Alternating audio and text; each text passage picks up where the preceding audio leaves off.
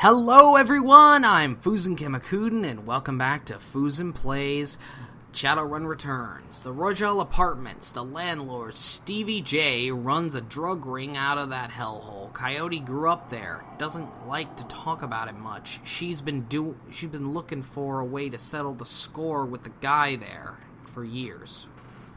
Sorry about the little bit of noise here, but I gotta move my mic closer. Or knock it over completely. Sorry, folks. I am sincerely sorry about that. But yes.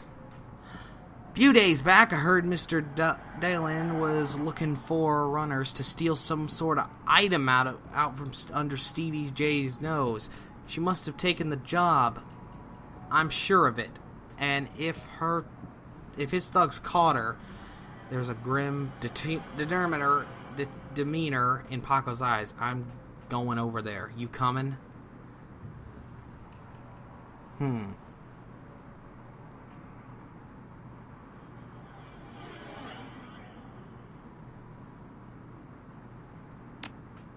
Damn right we will.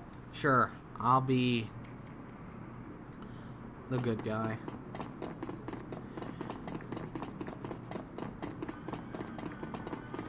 So let's go to the meat emporium real quick. Sup. The small meat stand presents an enormous diversity of dead animals, from cow and canine to the exotic and the paranormal. The picture on the back of the stand features a much older version of the man in front of you. As soon as he notices Paco, the proprietor's eyes get hard and angry. What do you want? You know you can't afford more. Relax, man. My friend just has a question. Everything cool here? Yeah, everything's swell. Mari continues to stare daggers in Paco's direction. The name's Muddy. Now, what do you want? What would someone buy zebra meat for? Some people eat it, but I wouldn't recommend that. Tough as nails. We mostly sell it to corporate security teams who use it to reward their hellhounds. The flamers go crazy for the stuff for some reason. Oh, Drek, that's why Coyote wanted zebra meat. Everyone talks about the pet hellhounds CVJ keeps locked up somewhere in Royale, and if she's never picked it up. Whatever. Anything else? No, someone named Coyote. Nope, I don't get in much from that shaman stuff.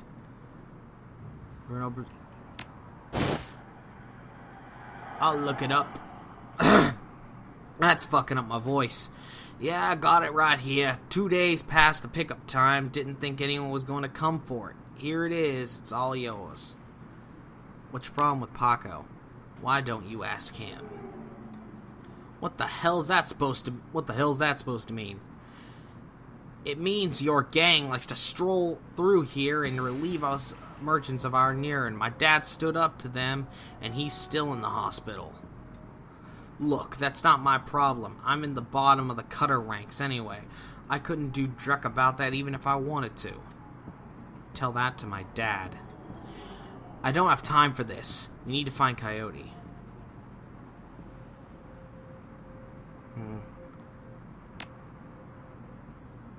That's pretty much it for that part of the quest line. I think, if memory serves me right... Oh, look at that.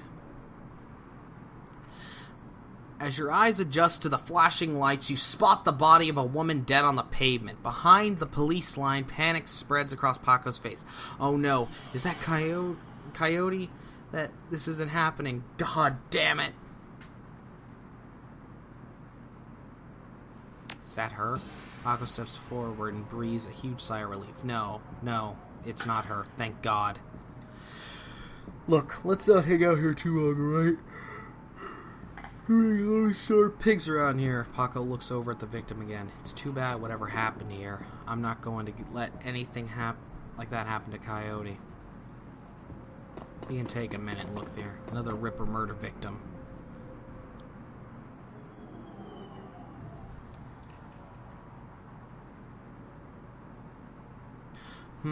Let's see here. Another victim. A tall, emotionless Lone Star officer blocks the entryway to the crime scene. Behind her, you spot the lively face of the organ grinder's coroner, Drenzen. Okay. This is an active Lone Star investigation. Please step away from the barrier.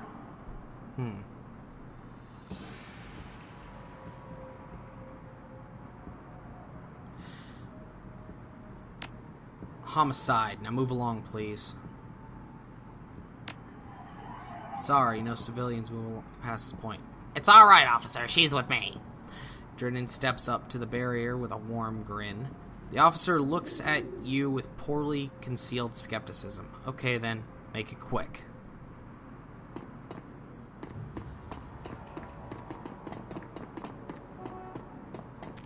Elf. The elf standing before you may quite possibly be the ugliest elf you've ever seen. His meticulous clean lab coat, formal jacket, and old-fashioned bow tie give him the look of an undertaker from centuries past. He notices you as you approach and locks eyes with you, smiling a thin, uneven smile. Hello there, stranger. Oh, wait. Hello there, stranger. Might I inquire, do you know which organ grinder facility this body will be removed to?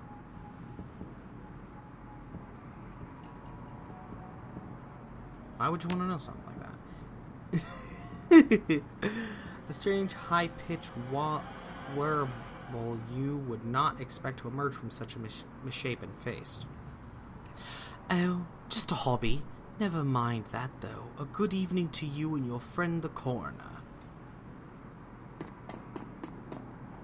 That guy looks fucking creepy. But let's ignore that. So, what brings you out here? Hot on the trail of the dead man's killer? Coincidence, believe it or not. I take it I've stumbled across another Ripper victim. Yeah, that's what it looks like. As you can see, the Ripper went for the eyes this time. Pretty clean work. I gotta hand it to him. Our Ripper knows what he's doing. Or she, I suppose. Yeah, lots of stuff. And lots of noise. Well, not much. Stretch scratches his head, ominously, probably breaking some sort of sanitation protocol. She's been dead for about three hours. Her name was Lucy Warden, worked at the Sufferer's Shack just around the corner. Looks like she was just leaving work when it happened. Let's see here.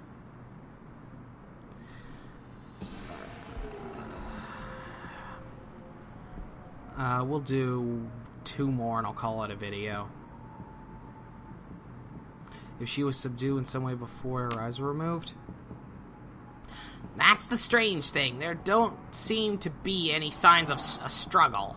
Not a single bruise on her body, yet she was clearly alive when the eyes were taken. Died off of blood loss shortly thereafter.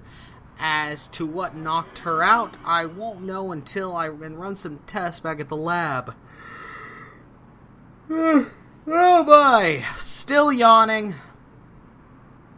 I thought you ran Red Mat franchise. Isn't Pike Place a little far from home?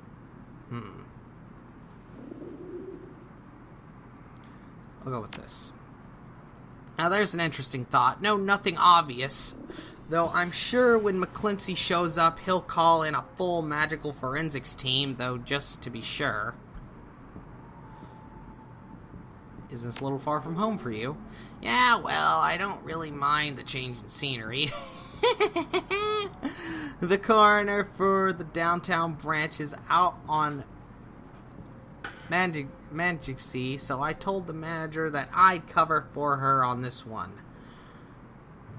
Oh, wait, is out on maternity. Oh, cool. On this one, plus I want this sick-out cot.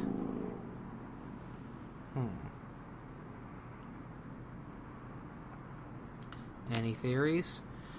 Trophies of some sort, I suppose. Probably some symbolic significance to the killer. Beyond that, I couldn't speculate. Did you notice a particularly ugly elf standing over there? Huh? Where? He scans the specter surrounding the crime scene. He's gone now. He was asking about the body, which organ grinder facility it was being taken to. Interesting. Well, there are those who might be interested in purchasing some of her parts, but that's pretty poor form to inquire at a site of a murder. An ugly elf, eh? Keep an eye out. Shouldn't be too hard to spot if he comes back around. That's enough questions. Thanks, man. Hey, I figured I'd help you out. There's a better chance to get this scumbag off the street sooner. McClincy wants the Ripper in a cell, sure, but he couldn't care less if it takes another dozen murders. Good luck out there, eh? He starts to turn back to the body, then stops. Speaking of McClincy, you should probably get out of here soon, before he shows up. Well, next time we're going to have a riveting conversation with this fellow. But we'll look at the body. Lying on the pavement is the body of a young human female. Her eyes have been gorged out, cleanly out, and you notice a string of bite. Hey, I wasn't done with that. Something about bite marks, I don't know. Anyway, though, I'm Fuzan Kemakuden. Have a great day, everyone.